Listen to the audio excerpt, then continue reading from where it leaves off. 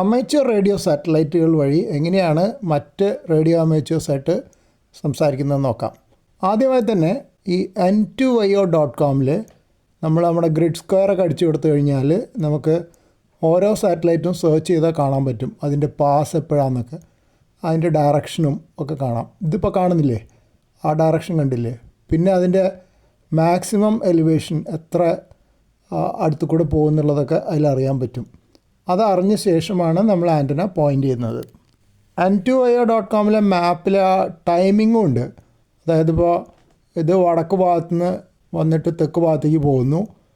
അപ്പോൾ 11:22 അത് പൂനെയുടെ അടുത്തെത്തുന്നുണ്ട്. പിന്നെ ഏകദേശം 11:24 കഴിഞ്ഞ് 25 ആകുമ്പോഴാണ് എൻ്റെ സ്ഥലത്തിൻ്റെ അടുത്തെത്തുന്നത്. പിന്നെ ഒരു 11:26 ആകുമ്പോൾ തിരുവനന്തപുരം ഭാഗത്തെത്തും. പിന്നെ 11:28 ആകുമ്പോൾ ഇന്ത്യൻ ഓഷനിലാണ്. പക്ഷേ ഇന്ത്യൻ ഓഷനാണെങ്കിലും നമുക്ക് ആൻറ്റന ഡയറക്റ്റ് ചെയ്ത് കഴിഞ്ഞാൽ നല്ല ആൻറ്റന ഉണ്ടെങ്കിൽ ആ ഭാഗത്തു നിന്ന് കോൺടാക്റ്റ് ചെയ്യാൻ പറ്റും. അപ്പോൾ സാറ്റലൈറ്റിൻ്റെ പാത്ത് കിട്ടിക്കഴിഞ്ഞാൽ പുറത്ത് പോയിട്ട് ഓപ്പറേറ്റ് ചെയ്യാൻ പറ്റുന്നവർക്ക് ആ ഡയറക്ഷനിൽ നേരെ ആൻറ്റന പോയിൻ്റ് ചെയ്തിട്ട് എത്ര ഉയരത്തിലാണ് പോകണമെന്ന് വെച്ചാൽ അതിന് കണക്കാക്കിയിട്ട് മേലേക്കും പോയിൻ്റ് ചെയ്യാം. അപ്പോൾ മാക്സിമം എഫക്റ്റ് കിട്ടും. അതല്ലെങ്കിൽ അതിന് പറ്റിയ സോഫ്റ്റ്വെയറും ഓട്ടോമാറ്റിക് ആൻറ്റന ട്രാക്കിങ്ങും റൊട്ടേറ്ററൊക്കെ ഉണ്ടെങ്കിൽ അങ്ങനെയും ചെയ്യാം. പക്ഷെ ഞാൻ ചെയ്യുന്നത് എൻ്റെ മോക്സോൺ യാഗിയാണ് ഉപയോഗിക്കുന്നത്.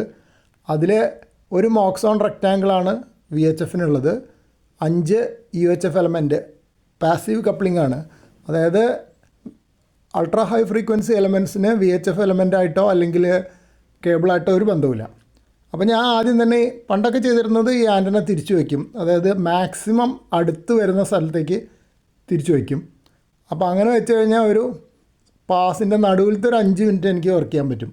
പക്ഷേ ഇപ്പോൾ ഞാൻ കുറച്ചും കൂടെ മഴയൊന്നും ഇല്ലാത്ത ദിവസമാണ് എന്ത് ചെയ്യുന്നത് വെച്ചാൽ എൻ്റെ ഷാക്കിൽ നിന്ന് ടെറസിൽ പോയിട്ട് ആദ്യം ഒരു പാസ് തുടങ്ങണതിൻ്റെ കുറച്ചപ്പുറത്തേക്ക്, അതായത് മാക്സിമം അടുത്തെത്തണതിൻ്റെ അല്ല, അതിൻ്റെ ഇടയിലുള്ളൊരു ഡയറക്ഷനിൽ തിരിച്ചു വയ്ക്കും. എന്നിട്ട് ഞാൻ ലിസൺ ചെയ്യും, ആരെയും കേൾക്കുകയാണെങ്കിൽ വിളിക്കും. എന്നിട്ട് കുറച്ചുകൂടെ കഴിയുമ്പോൾ ഞാൻ ആൻറ്റന ആ നടുവിലത്തെ പൊസിഷനിലേക്കോ അല്ലെങ്കിൽ അതിൻ്റെ അപ്പുറത്തെ പൊസിഷനിലേക്കോ വയ്ക്കും. അത് എത്ര സ്റ്റേഷൻ കിട്ടുന്നുണ്ടെന്നൊക്കെ അനുസരിച്ചിട്ടാണ് അത് ചെയ്യുക.